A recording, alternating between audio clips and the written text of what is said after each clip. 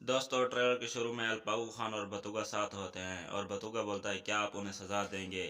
और अल्पाऊ खान बोलता है हाँ, मैं उन्हें ज़रूर उनका खून बहा दूंगा। दोस्तों, फिर बतुगा और अल्पाऊ खान महल में गुस्से से आते हैं और अल्पाऊ खान बोलता है वर्गी बेग और चीनी को गिरफ्तार कर लो। उसी वक्त वर्गी बेग और चीनी के चेहरे पर कुछ हैरान कुन सा दिखाई देने को लगता है। और दोस्तों, अगले सीन में एकेस दिखाई जाती है जो वैशी को बोलती है कि तुमने पंजे के लिए जाल बिछाया कमीने।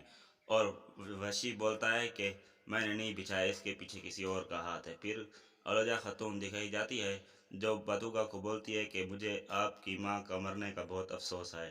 और फिर बतुगा दिखाया जाता है जो चीनी को बोल रहा होता है कि जैसे कि तुमने अकेश को बोला था, या तो तुम हमारी पार्टी में आ जाओ या फिर मर जाओ। फिर मैं अभी तुम्हें कहता हूँ कि या तुम मर जाओ या फिर हमारी पार्टी में आ जाओ। दोस्तों, ट्रेलर अख्ताम पजीर हो जाता है। शुक्रिया।